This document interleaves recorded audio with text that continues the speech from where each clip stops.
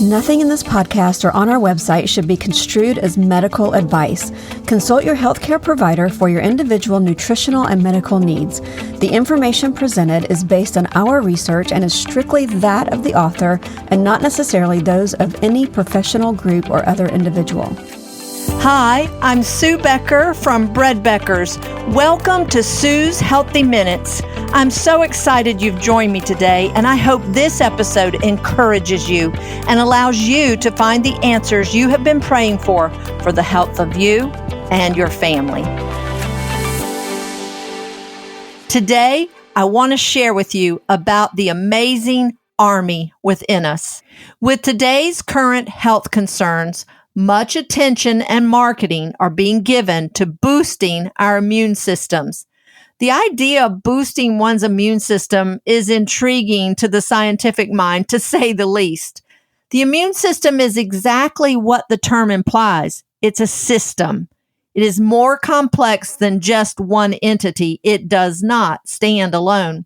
Many products are being marketed as immune boosters. Since the American diet and lifestyle definitely contribute to a nutrient deficiency, these suggestions cannot be ignored. And certainly God gave us herbs as well as food for medicine. But we must be careful in focusing on a supplement or an herb to fix this very complex system. The results are difficult to measure, and the exact mode of influence is relatively unknown to most.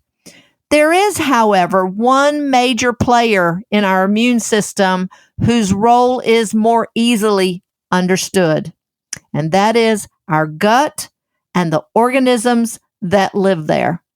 Today, I want to continue with my 7 steps to healthy living by looking at step number 3, reestablishing and feeding our good gut organisms. The more I study about real bread and the function of fiber in our gut, the more I have learned of the importance of these friendly gut organisms. The human intestinal tract is normally populated by millions of bacteria and yeast that work day and night to protect us. Some are considered good organisms, while others are considered potentially bad. In the right balance, though, all can play a beneficial role, not only in the digestive process of our food, but also our overall health. It is well accepted that a healthy gut micro-flora is critical in protecting us against unwanted invasion and establishment of disease-causing organisms. It was perhaps the Russian-born scientist Ilya Mechnikov that brought this truth to the scientific world and now public attention. Way back in 1908, Mechnikov won the Nobel Prize for Physiology and Medicine for his work concerning immune function. In his book, The Prolongation of Life, Mechnikov wrote that the secret to the longevity and good health of the people in the Caucasus Mountains of Russia was their daily consumption of fermented goat's milk, known as kefir, or as Americans say it, kefir. Long before Mechnikov's discovery, the fermentation of foods was extensively used by people groups around the world as a means of simply food preservation. But the role of fermented foods in immune health was not previously understood. For thousands of years, without understanding the scientific basis, people used these lactic acid-producing organisms, bacteria and yeast complexes, to ferment foods such as bread or milk into yogurt, cheese and kefir, grapes into wine, and vegetables into sauerkraut or kimchi. This fermentation not only preserves the food, but also yields different flavors and textures as well as nutrients from the original food. Scientists now know that these same lactic acid producing organisms are the critical organisms of a healthy gut and have tremendous immune and health promoting functions. Whenever I teach on the role of these amazing organisms in our guts, I cannot help but think of the scripture in 1 John 4:4 that declares, "Greater is he that is in you than he that is in the world." The Apostle John here is reminding us that we will be confronted by many opposing spirits in the world, but the Spirit of God that lives within us is greater and will overcome these enemies. But in the same way, our bodies are constantly being exposed to microorganisms, bacteria, viruses, and yeast, or germs living in the world around us. They are everywhere, and there is no escaping our daily and constant exposure, no matter how hard we may try. These germs are everywhere, and they outnumber us significantly. In fact, there are more organisms in us and on us than people that are in the world. This verse simply makes me think of how fearfully and wonderfully we are made. For though we are confronted every day by these germs of bacteria, viruses, and yeast, we have a greater army of gut organisms within us, ready and willing to fight any foreign invader. But like any army, you must make sure your army is well fed and replenished. Unfortunately, the sad American diet and the overconsumption of chemically laden preserved foods and the heavy use of antibiotics has done much to diminish our internal good army population, while, unfortunately, encouraging the bad. To replenish our army, it is important to daily consume fermented foods, such as yogurt, kefir, fermented vegetables, as well as fresh fruits and vegetables. You may not realize that even unfermented fresh fruits and vegetables are loaded with these health-promoting organisms.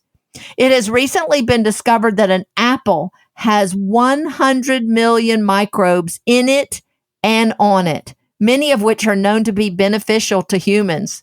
So maybe that apple a day to keep the doctor away advice was about more than just the vitamins, minerals, and fiber that the apple provides. Consuming fermented foods as well as real whole foods on a daily basis is important for replenishing our troops that have died off when killed in battle or used up. For extra reinforcement, especially if you've had to use antibiotics or if your diet has been less than real, you might consider supplementation here. A probiotic supplement may give your gut army the jumpstart it needs to ensure reestablishment.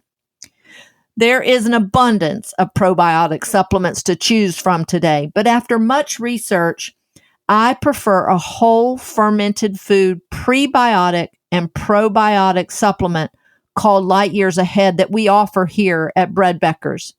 It is one of the few supplements that uses fermented whole foods with 12 key strains of lactobacillus, that is lactic acid producing bacteria, as well as 2 strains of symbiotic yeast. This is a unique formulation and is designed to reestablish the critical, proper micro-flora balance in your gut. I've not found any other formula as effective. You can order it online at breadbeckers.com or just come in and pick some up in our store. Now, I'll warn you, it's a green powder, but it can easily be disguised in a smoothie or juice for those with a picky palate. But I actually just take it each morning in a small amount of water and swish it in my mouth before swallowing it down. I prefer that it is not encapsulated as it works through the whole system from the mouth all the way down. I think it's important to note here that not all yeast is bad, that just as there are strains of good bacteria and pathogenic bacteria, there are strains of good yeast as well as bad.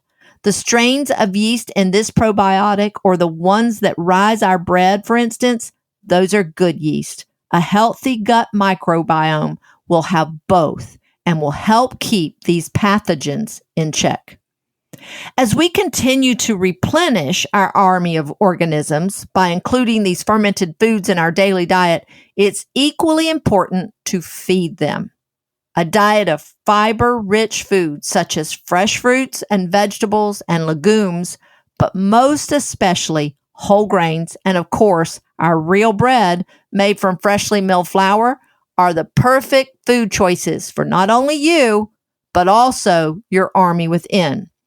In addition to the amazing nutrients that these real whole foods provide, the undigested fiber from these foods, especially our real bread, are known as prebiotics, and they end up in your gut as the primary food source for this army within.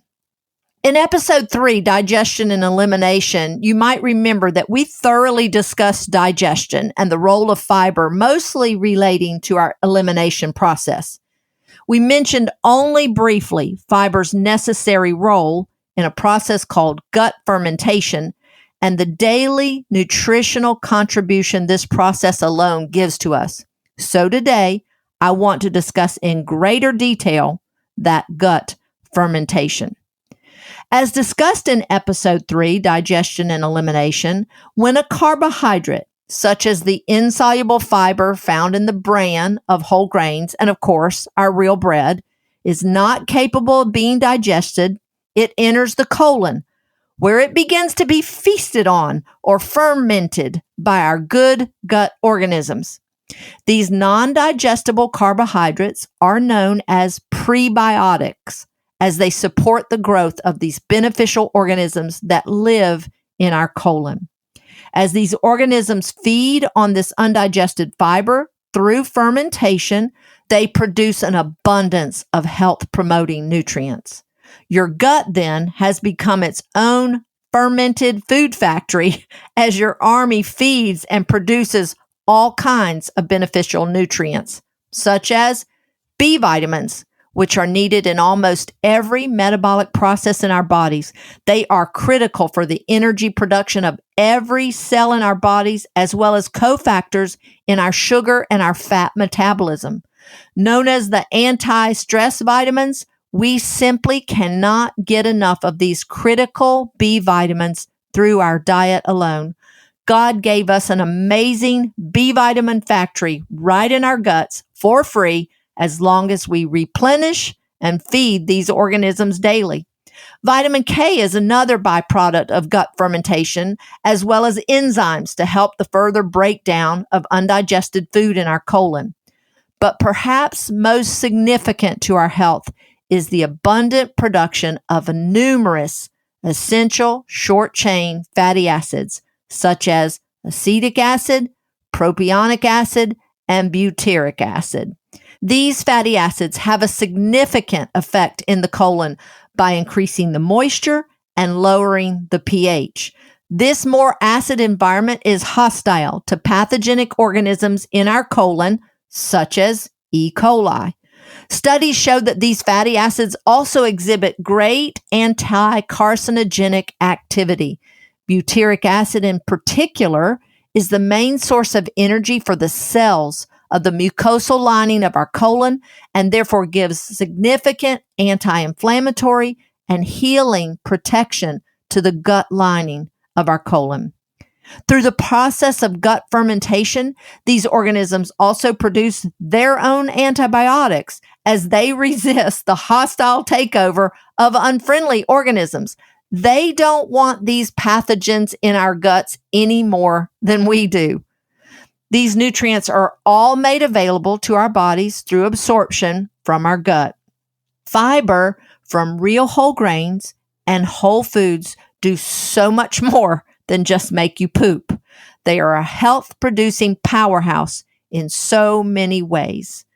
Diet and the heavy use of antibiotics, however, can adversely affect the delicate balance between the good and pathogenic organisms that live in our guts.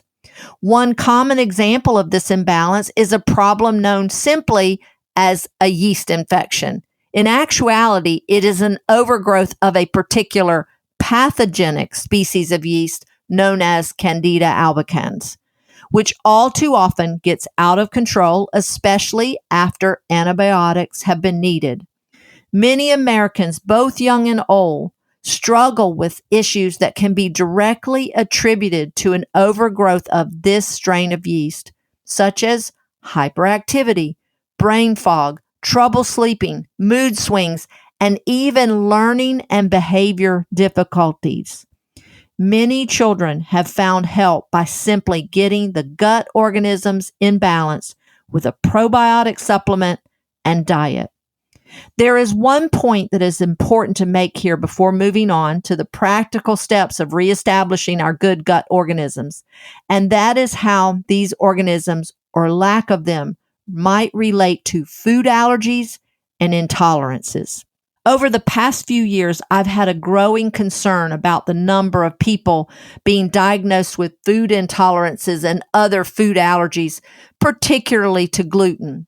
Although I know and I understand that for some people, these intolerances are very real and the removal of certain foods might be the only option. Nevertheless, I still wonder why food allergies are so common, particularly in America. A number of years ago, I began to seriously consider the relationship of so many food allergies to a lack of the friendly probiotic organisms that should be living in our gut. My consideration began when on 2 separate occasions, 2 people came to me seeking nutritional advice and help with their severe food allergies that had developed only as adults. Both shared similar stories. Both began with an infection of some kind and multiple rounds of antibiotics. One, a young man in his mid-30s, said that he had had a kidney infection, which was treated with antibiotics. Unfortunately, it took 3 rounds of antibiotics to clear his infection. He said that before that, he had had no known food allergies, but after the 3 rounds of antibiotics, he now had multiple food allergies to many delicious foods, not limited to any one food group. I couldn't help but think, could there be a connection between allergies and a diminished army of good gut organisms? You might remember from episode 7, The Truth About Wheat, that I shared a quote from a popular and well-respected medical doctor. In case you have forgotten, he declares that damage to the gastrointestinal tract from the overuse of antibiotics, anti-inflammatory drugs like Advil and Aleve, and acid-blocking drugs like Prilosec and Nexium, combined with our low-fiber, high-sugar diet, leads to gluten intolerances and other sensitivities. In our ministry in Haiti through Real Bread Outreach, we are feeding about 1,200 school children real bread made from freshly milled wheat. We have never seen one adverse effect or had one parent or child say that they could not eat gluten or the bread. Not to mention that most often, to complement the protein of the bread, it's served and eaten with peanut butter, a common allergen in the U.S., but not in Haiti. The bread and muffins and peanut butter are taken into schools, churches, and orphanages, and never once a question of allergy. And seeing the improved health of these kids has been an added blessing, I can tell you. But I've come away wondering, why no allergies? Considering that Haiti is one of the poorest nations in the Western Hemisphere, if not the world, and for many, hunger is a real issue, most live, however, on a simple diet of beans and rice, and fresh fruits and vegetables are available abundantly for the picking, while antibiotics are not. I must say, I begin to consider, is there a connection? While antibiotics are often life-saving, we must remember that they kill the good guys in our gut along with the bad guys in our body. Also, when food is not digested completely, it goes to our colon, where it should be broken down by these organisms through gut fermentation.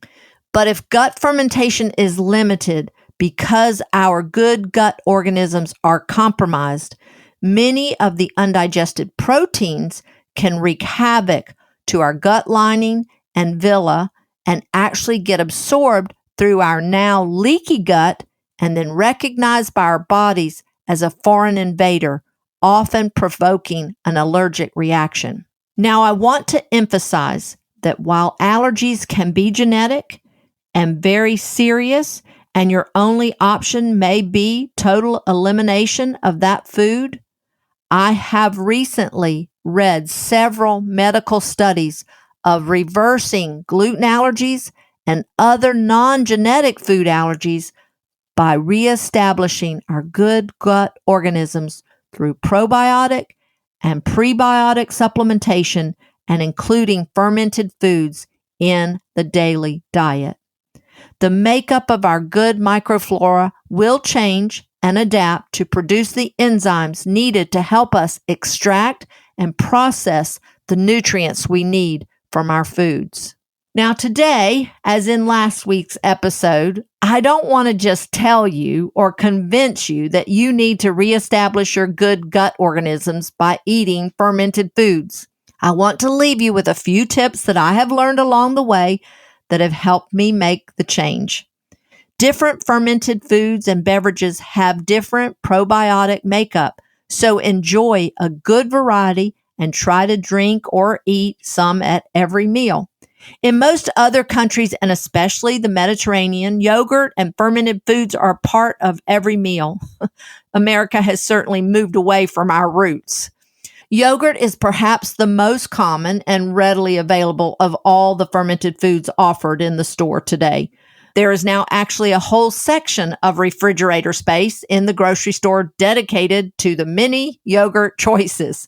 A word of caution here. You really want to avoid the heavily sweetened and additive-laden yogurts. Look for a full-fat, unsweetened yogurt with at least 5 different strains of live active organisms. Now, I totally understand if you, or especially your children, do not like unsweetened yogurt.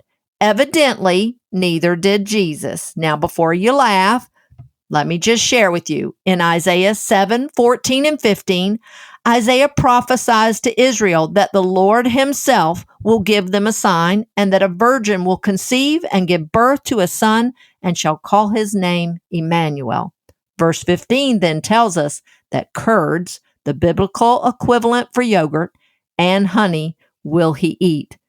So while you want to avoid the heavily sugared and flavored yogurts, you can by all means sweeten that good, full-fat, plain yogurt with some good raw honey and fresh fruit. Smoothies are perhaps the easiest way to get your kids and you enjoying the goodness of fermented milk products. Yogurt and milk kefir are the perfect base for delicious smoothies with added fresh or frozen fruit and sweetened with a little honey. Yogurt is very easy to make. A designated yogurt maker is a good idea, as the organisms that ferment milk into yogurt need to incubate at about 110 degrees. We carry several styles at Becker's. I also use a yogurt strainer that drains much of the whey off the yogurt, giving it a more sour cream consistency that I use in place of sour cream and as a base for all my dips and spreads. Kefir, both milk and juice, is loaded with good bacteria as well as yeast. It's great for balancing and recolonizing the gut. It's very easy to make as it incubates at room temperature, usually overnight, and naturally carbonates that juice. We have starters for juice kefir, but a good plain milk kefir can be used as a starter for milk. Our juice kefir was recently a favorite served at a kid's cooking class. It even won out over the pizza and the muffins. I'm telling you, your kids will enjoy the bubbly juice that you're serving them. Homemade sauerkraut is nothing like the canned and prepackaged stuff in the store. It is easy and very versatile to make using a fermentation crock. At Becker's, we sell the crocks as well as a making sauerkraut book that gives you all the instructions you need for kraut as well as other fermented vegetables, and then creative ways to serve these delicious foods. And last but not least, don't forget raw fruits and vegetables are loaded with these good microorganisms. Remember our apple that we mentioned earlier? So if fermented foods sound a little intimidating, just start by incorporating more fresh fruits and vegetables. And we will discuss eating more fruits and vegetables more thoroughly in step number 4 next time. Our good gut army within us is just too important to neglect. A quick recap. Our good gut organisms improve digestion, increase nutrient absorption, produce an abundance of nutrients for free right in our gut, and they go and wage war on pathogenic organisms and germs that confront us every day. We are truly, fearfully, and wonderfully made. God has given us an army within us. Let us replenish it and feed it every day. Thank you for listening today. This is Sue Becker from Bread Beckers with Sue's Healthy Minutes. Sue's Healthy Minutes podcast has been a presentation by the Bread Beckers Incorporated located in Woodstock, Georgia. For more information, store hours, and learning opportunities, visit breadbeckers.com and follow us on Facebook and Instagram. Make sure to subscribe to this podcast and never miss an episode. Share this with 2 friends who would benefit from this information, and be sure to join us again next week for more of Sue's Healthy Minutes.